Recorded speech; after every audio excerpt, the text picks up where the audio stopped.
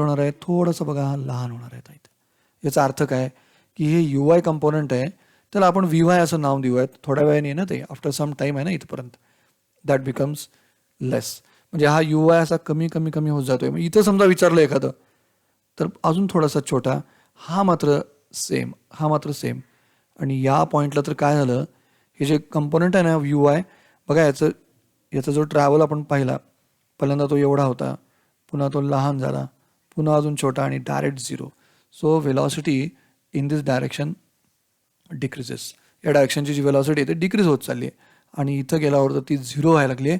पण स्टील याच्यावरती हा मात्र जुना कंपोनंट जो आहे याला यू एक्स म्हणा किंवा व्ही एक्स म्हणा फरक पडणार नाही because that remains constant.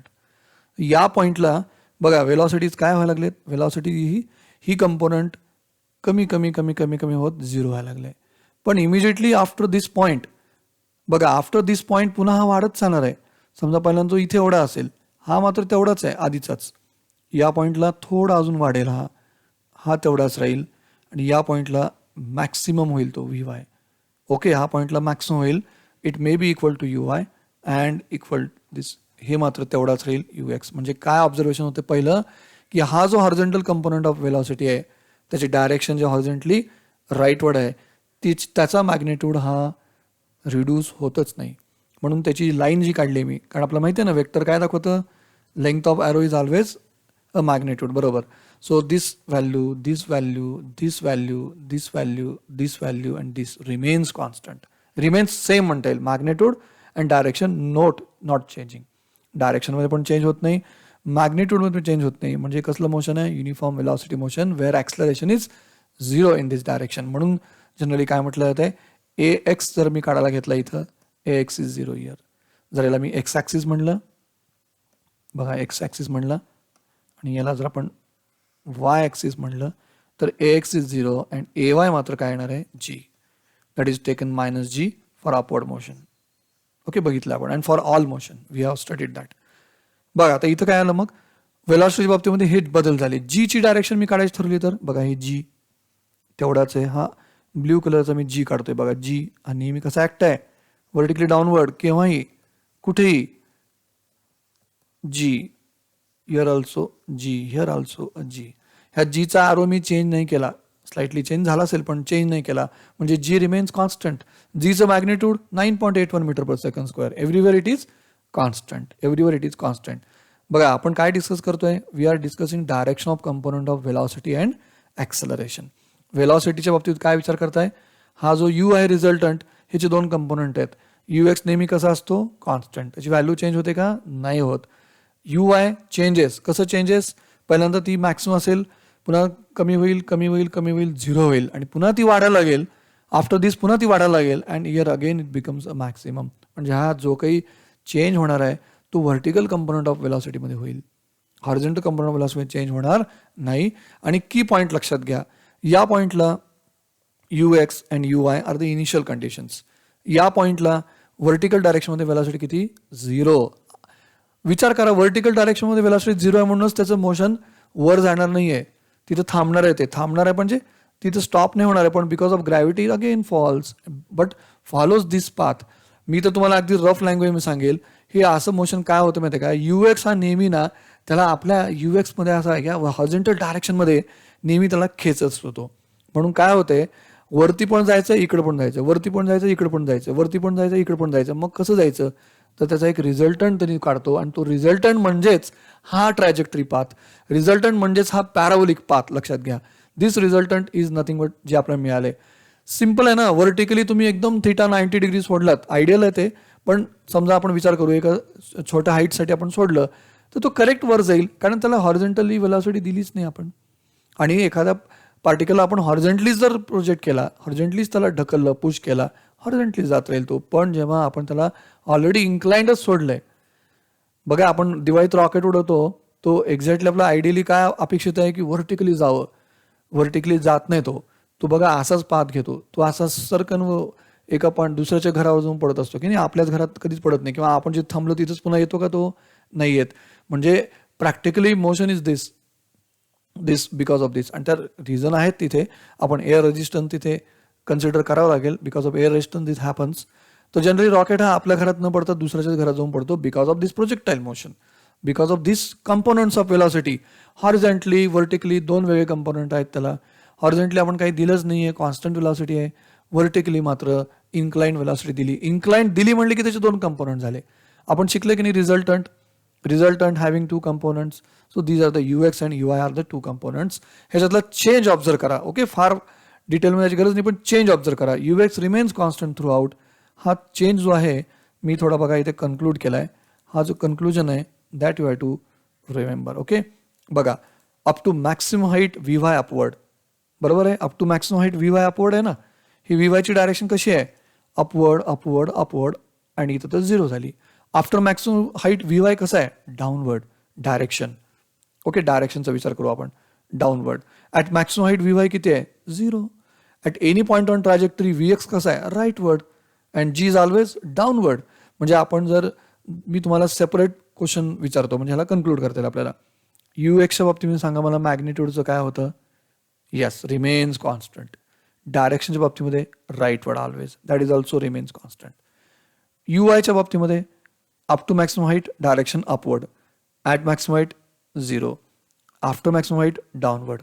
Magnitude point of projection पासून ते मॅक्सिमम हाईट पर्यंत कशी आहे त्याची वेलॉसिटी कशी होत चालली आहे? Yes, it is decreasing decreasing decreasing decreasing up to maximum height. Then again increasing increasing increasing up to the point of strike. Okay, this is about a magnitude. Acceleration due to gravity च्या बाबतीमध्ये G is always constant, value 9.81. Direction always downward, G is always downward. So these are the directions of, बघा हे direction of काय शिकलो आपण? Components of velocity and acceleration. तर हे analysis करताना आपलं हे सगळं मॅथमॅटिकल पण बघावं लागते. That is Y I am taking this figure. बघा अनालिसिसला आपण अजून कंटिन्यू करूयात. प्रोजेक्टाईल मोशन ठरलं आपलं आता, किंवा कळलं आपल्याला की this combination of horizontal motion as well as vertical motion independently. पण इंडिपेंडेंटली शब्द हा महत्त्वाचा आहे. थोडंसं आपण एक्स कॉर्डिनेट आणि वाय कॉर्डिनेटवरती चर्चा करूयात. बघा एक्स कॉर्डिनेट वाय कॉर्डिनेट म्हणजे काय? आता मी ह्या प्रोजेक्टाईल मोशनला एका प्लेनमध्ये घेतलंय. एका प्लेनमध्ये घेतलं म्हणले की आपण काय केलं पाहिजे? There will be two axis, Y axis and X axis. Okay, Y axis and X axis. आणि हा काय झाला तुमचा? Origin. This is called origin. This is origin. तर हा ओरिजिनला वेलॉसिटी आहे UX UI, two components are there. पण आता वेलॉसिटीची डिस्कस करायची नाही आपल्याला. वेलॉसिटी डिस्कस केली आपण. इथे एक्स कॉर्डिनेट आणि वाय कॉर्डिनेटचा आपण विचार करू. बघा ॲट पॉईंट O म्हणजे हा ओरिजिन. इथे एक्स किती आहे? एक्स अँड वाय काय आहे? X is why is what? की ही जी पोझिशन घेतली आहे पार्टिकलने, इथं पुन्हा मी इथं पुन्हा इकडे पुन्हा एनिवेअर इन दिस. तर या हॉरिझॉन्टली तो किती मूव्ह होतोय आणि व्हर्टिकली किती मूव्ह होतोय? They are X and Y coordinate of this particular projectile motion. At origin it is x0 y0, म्हणजे पॉईंट ऑफ प्रोजेक्शनला X displacement 0, Y displacement 0. At point any A एक्सची value किती आहे? बघा x1 आहे. X equal to किती आहे? x1. X equal to x1 and Y equal to how much? y1. Y equal to y1. म्हणजे या पॉईंटला असा किती गेलाय तो? x1. असा व्हर्टिकली किती गेलाय? y1. So that is Y you can write like these components x1 and y1 any point here. आता आपण एक स्पेशल पॉईंटला आलो, हो की नाही? स्पेशल पॉईंट म्हणजे कोण? मॅक्सिमम हाईट, जिथं व्हर्टिकल वेलॉसिटी काय असते? 0. या स्पेशल पॉईंटला आपण मॅक्सिमम हाईटचा पॉईंट म्हणतो. आणि इथं लक्षात घ्या, अगदी शिस्तीत चाललंय सगळे मोशन. इथे लक्षात घ्या, हा एक्स जो आहे ना तो येतो रेंज बाय 2. आता रेंज म्हणजे काय? या पॉईंटपासून या पॉईंटपर्यंत म्हणजे इनिशियल आणि फायनल पॉईंटमधला हा जो डिस्टन्स आहे ना आर, तर आपण रेंज म्हटलं होतं. तर इथे मात्र एक्झॅक्टली काय होते? At maximum height range becomes R, X becomes r/2, X becomes r/2 आणि वाय बिकम्स स्पेशल H. म्हणजे हा स्पेशल पॉईंट आहे. इथे एक्स कॉर्डिनेट किती आहे? r/2. वाय कॉर्डिनेट किती आहे? Maximum height. Y coordinate is a maximum height. आणि हा अजून एक स्पेशल पॉईंट ऑफ स्ट्राईक, जिथे एक्स किती आहे? r आहे ना. बघा ना एक्स किती आहे? Total range. अँड वाय मात्र इथे पुन्हा 0 आहे, कारण at the same level. So बघा, they are called X and Y coordinate. हे का शिकतोय आपण? तर लिटरली आपला वाय आणि एक्सचं इक्वेशन डेव्हलप करायचं आहे, म्हणून आपल्याला माहीत पाहिजे. So at point O both coordinates are 0 0. At point any A x is x1, y is y1. But at one special point M, maximum height, x becomes half of range, and y becomes maximum height H. and at point P, point of strike, x becomes a range r and y becomes 0. कारण y नाहीच आहे ना, एका लेवलला आहेत ना, y equal to 0. Okay, बघा हे कळलेत एक्स कॉर्डिनेट वाय कॉर्डिनेट, कारण त्याचा उपयोग करायचा आपल्याला इक्वेशन करण्यासाठी. सो अंडरस्टँड दिस. बघा एक एक मोशनचा आपण कीज पाहूयात. म्हणजे आहेतच दोन मोशन ना, एक हॉरिझॉन्टल मोशन आणि एक व्हर्टिकली अपवर्ड मोशन. आता हॉरिझॉन्टल मोशनला आपण जरा सेपरेट बघूयात. व्हर्टिकल मोशन विसरून जाऊ आता, कारण हे इंडिपेंडेंट मोशनचं कॉम्बिनेशन आहे. हॉरिझॉन्टल मोशनकडे जर नीट बघितलात तर काय ऑब्झर्व होते बघा. एक छोट्या छोट्या प्रश्नाची उत्तर द्या. What is the velocity on horizontal direction? U is equal to, हा जो यू आहे त्याला आपण आता यू एक्स म्हणायला लागूयात. That will be U cos theta. बरोबर आहे, कारण ही जी वेलॉसिटी स्टार्टिंगची आहे, वेलॉसिटी ऑफ प्रोजेक्शन ज्याला आपण म्हटलं आपण, this angle is theta here. So these are two components, u cos theta, and this component is u sin theta. Okay, so u equal to ux, u cos theta. हा काय component आहे? This is called, अगदी simple लक्षात ठेवा, horizontal component of velocity. Horizontal component, okay, of velocity.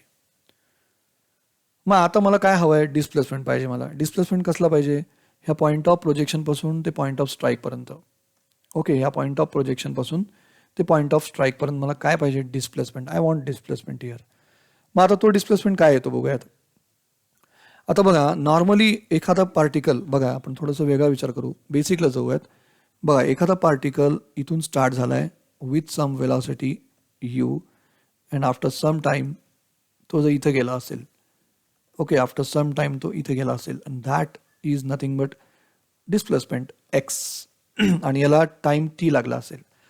जर हे motion constant velocity असेल, that is a basic condition. कशी मोशन आहे? Constant velocity. तर आपण काय करतो? एक्स इज इक्वल टू काय घेतो? You into T. बघा आता तुम्ही म्हणाल यू इंटू कसं घेतलं आपण? U T plus half A T square. पण ए नाहीच आहे ना, ॲक्सलरेशन किती? 0. का acceleration 0? Because it is constant velocity motion. म्हणून ut plus half A T square, A becomes 0, x becomes ut. म्हणजे नॉर्मली एक लक्षात ठेवा, एक काय म्हणते त्याला, एक रूल लक्षात ठेवा. Horizontal displacement is a product of component of velocity in horizontal direction and time is time taken. कशा केसमध्ये? When constant velocity motion happening there. Uniform velocity मोशनमध्ये is a product of horizontal component of velocity and time of flight, or what you call time taken. So that is why therefore here. मग आता इथे हा x आहे, normal मी त्याला x म्हणेल ना, हा काय एक्स आहे. Okay, x equal to r असेल ते वेगळी गोष्ट झाली. So x here you can get r also. So it becomes u cos theta into काय आलं? T. So x normal or general universal rule, x is equal to you cos theta t. तर याच्यामध्ये तुम्ही बिंबा तुमच्या मनावर, displacement is equal to always a product of horizontal component of velocity and time it takes. ह्याला time of flight म्हणणार नाही मी, time it takes to travel from this point of projection to point of strike. That is called whatever X is equal to you cos theta into T. हा U cos theta हा constant राहणार आहे. आता बघा constant का राहणार आहे? तर ॲक्सलरेशनच नाही आहे ना, त्यामुळे हे कुठेही जरी काढलं आपण यू एक्स, हे यू एक्सच राहणार आहे नेहमी. यू एक्स बघा, हे नेहमी यू एक्स. इथं मी असं लिहिण्याची पद्धत आहे, V X becomes U X. Here also बघा, V X becomes U X. मी इथं बघा व्हर्टिकल डायरेक्शन काहीच दाखवलं नाही, फक्त हॉरिझॉन्टली बघतोय मी. बघा हॉरिझॉन्टली बघा, आणि ॲक्सलरेशन काय? Acceleration is 0 here. Acceleration is 0 and only it has horizontal component. So X equal to you cos theta into T.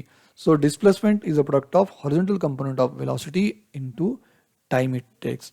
बघा this is about separately horizontal motion. आपण जर विचार केला तर इथं आहे एक component that is U cos theta, आणि तो नेहमी कॉन्स्टंट राहणार आहे, कारण ॲक्सलरेशन नाही आहे त्या डायरेक्शनमध्ये. Acceleration becomes 0 and therefore it becomes X is U cos theta into T. या इक्वेशनचा उपयोग होणार आपल्याला इक्वेशन मिळण्यासाठी when you compare for the range. बघा व्हर्टिकल मोशनकडे आपण अजून सेपरेट बघूयात. आपण आत्ता कुणाला बघितलं होतं? आपण हॉरिझॉन्टल मोशनला सेपरेट बघितलं, आता व्हर्टिकल मोशनला इंडिपेंडेंटली बघायचं आहे. बघा एक नॉर्मल एक्झाम्पल तुम्हाला देतो मी, मोशन अंडर ग्रॅव्हिटीमधलं. मोशन अंडर ग्रॅव्हिटीमध्ये हे बघा, इथून पार्टिकल काय व्हायचा? प्रोजेक्ट व्हायचा की नाही, with some velocity. with some velocity, let us call u. बघा, it gains this maximum height and then falls. Okay, this height is nothing but called h. आपण त्याला काय म्हणायचं, maximum height, and that equation become h is equal to ut minus half gt square. Okay, h is equal to ut minus half gt square. आपण कुठं पाहिलंय, motion under gravity मध्ये. मग आता आपण व्हर्टिकल मोशनला इथं बघतोय, तर मला एक लक्षात घ्या, पहिला फरक आहे की इथे हा जो कंपोनंट u होता टोटली, तो इथे मात्र uy आहे. आणि तो uy काय आहे, पुन्हा आपल्याला माहिती आहे, दिस इज वेलॉसिटी u आणि हा component, okay, u cos theta आणि हा component u sin theta. Okay, म्हणून आपण इथे काय म्हणणार आहोत, uy is equal to here u sin theta. बरं, ॲक्सलरेशन काय इथे g आहे ना, and always vertically downward having same value everywhere and direction also g. म्हणजे इथं आपण फक्त u आणि g चा, इथे ux ला हिडन करा, थोड्या वेळ झाकून ठेवा त्याला. आपण व्हर्टिकली बघतोय फक्त, व्हर्टिकली. आपण हॉरिझॉन्टली बघून झालं, व्हर्टिकली बघतोय फक्त. uy is u sin theta and ay acceleration काय, मग अशी x काय होतं 0, ay g. Minus or plus it is depend upon the sign conventions. म्हणून काय होते, जसं आपण x इक्वल टू काय काढलं, u cos theta into t काढलं, तसं मला इथं बघा h इज इक्वल टू बघा ut मायनस हाफ gt स्क्वेअरला मॉडिफाय करता येतं.